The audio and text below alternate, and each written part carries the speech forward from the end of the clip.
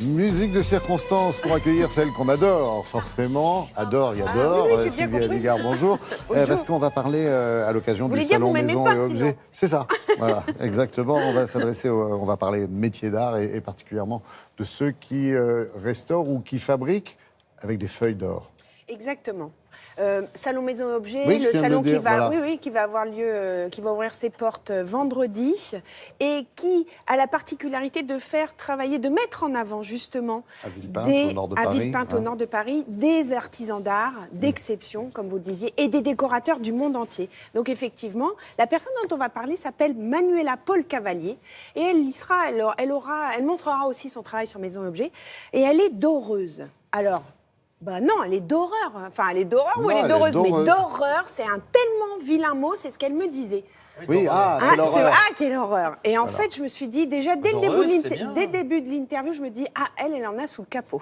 Parce que vraiment, tout de suite, elle revendique cette féminité dans les métiers d'art.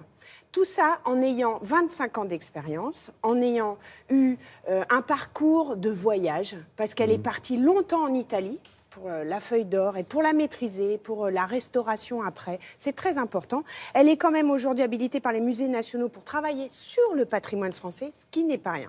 Et puis en fait, après elle s'est fait sa propre technique à elle.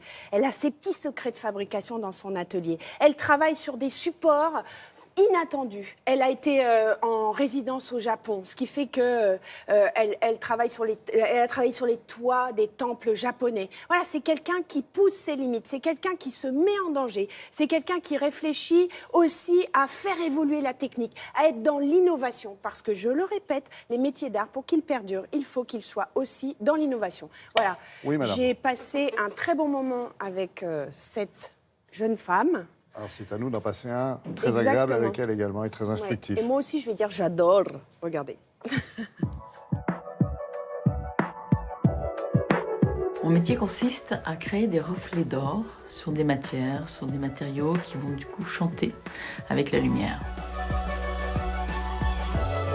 Mon parcours a commencé en Italie, peut-être en Lorraine aussi avec l'enfance, avec les matières, les couleurs, les odeurs, les impressions, la sensualité de cette région.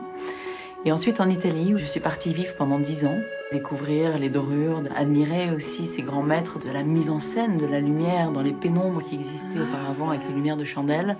C'était vraiment la source d'inspiration principale pour ce que je crée aujourd'hui, comme une expression de feuille d'or mais contemporaine.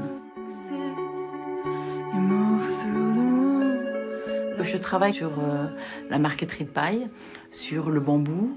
Ce sont des matériaux qui étaient réputés impossibles à dorer. Justement, le challenge et le défi intéressant était de trouver comment faire vibrer la matière. C'est pas tout de coller une feuille d'or, mais aussi la faire parler avec la matière, avec la lumière.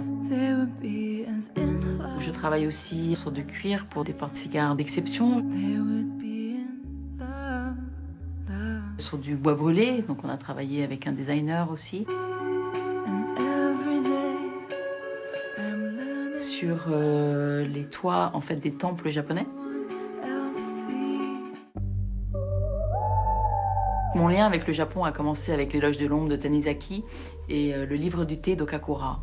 Et j'ai été lauréate à la Villa Kojoyama en 2014, qui a ouvert toute une collaboration extraordinaire avec des artisans d'art japonais que j'ai rencontrés et qui continuent, qui perdurent toujours avec des expositions, avec des échanges de matières. Et on continue à construire aussi des innovations à travers ces matériaux pour la décoration d'intérieur. Les clés pour que ces métiers d'art perdurent dans le temps, c'est d'arriver à être dans un vrai partage et dans une question de transmission. Mais pas seulement la transmission de la formation, mais la transmission aussi du public. C'est important de voir et de reconnaître qu'est-ce que c'est qu'une feuille d'or. Et le monde entier va voir Versailles. Mais qu'est-ce que serait Versailles demain? C'est ça la question aussi. Comment transmettre ces métiers d'art?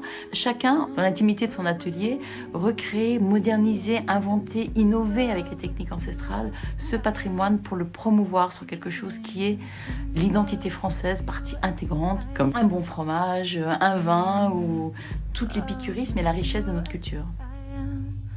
Being as in love, love, love.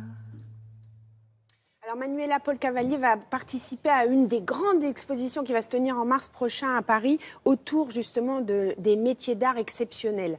Donc voilà, elle était d'ailleurs en train de travailler là-dessus. J'ai rien vu, je ne sais pas. Extraordinaire, la matière sur laquelle elle travaille.